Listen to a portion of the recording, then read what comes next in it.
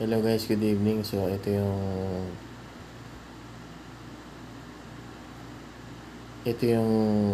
yung bagong ilan ng ng developer natin. Yan. The Real Infinity RPG, guys. So kapag pipiliin mo itong mage is 2 to 3 yung ratio. Turo ko sa'yo yung Fallen Angel. So matatagpuan. Turo ko na rin sa'yo yung secret. Dito yung secret owl, no?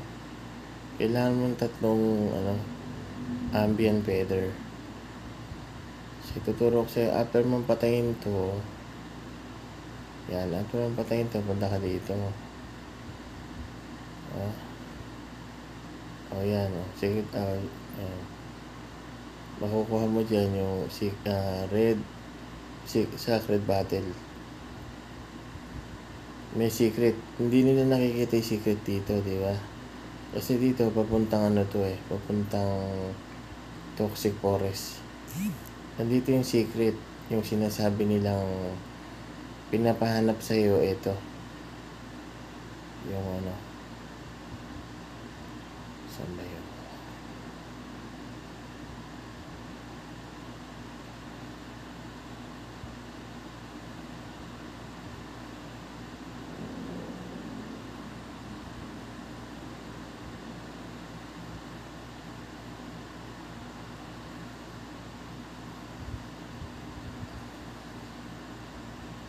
Saan ba? Teka lang ha.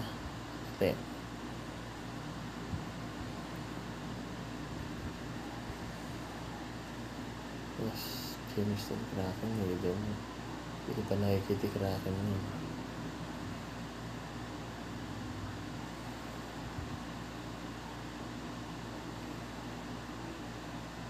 Somewhere.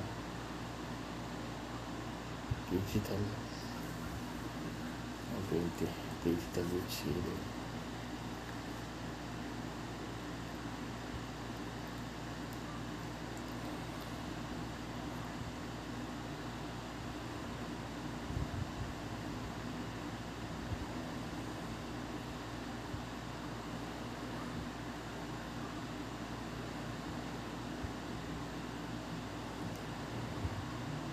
Makikita natin yun. Teka. Mage Dag. Hindi yan. Ituro ko lang sa inyo. Makikita natin dito. Ayun. Dito guys. Ayan. Kailangan mo ng feather 3. Sa amin mo rito yung secret. Same lang yan sa normal tsaka sa hard Same lang yan. Yung secret Yung pala dito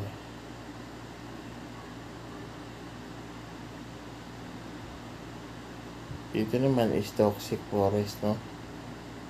Ayun sana. Dito yung toxic forest. Wala kasi tayong empty bottle kaya hindi siya makapag-produce. Okay? Kasi kada patay mo ng monster, magpo-produce siya ng bottle. Example, toxic bottle. Yun, puproduce siya. Wala tayong empty bottle Kailangan natin ng empty bottle.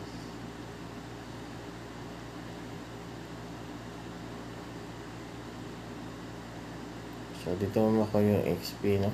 Na hinahanap mo. Ayan, secret din yan. Sacred red battle. Paano pa magkaroon yan? Kailangan mo ng empty battle para makapag-produce siya ng red sacred battle. Yun po.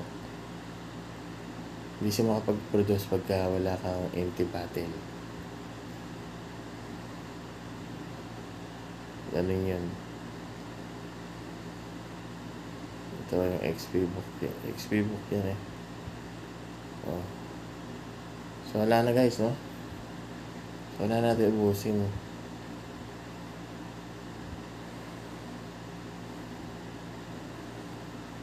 Simulan natin guys. So, nakita niyo naman lots of bugs nakalagay. Hindi, thumbnail ko yung sinabi ng developer. Para ano, ilalagay ko lang Infinity RPG lang hindi mismo ito Kasi hindi tinatanggap pagka pagka magkaibang pangalan pero same yung game, hindi niya tinatanggap.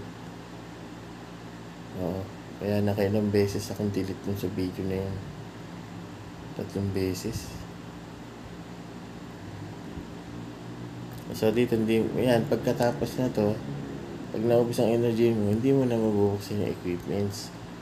Kaya kailangan bago maubos ang energy, bilhin mo na agad yung gusto mo bilhin na gamit.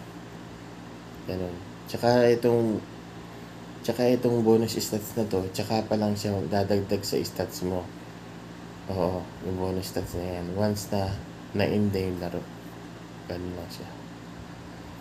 Kasi nakalagay dun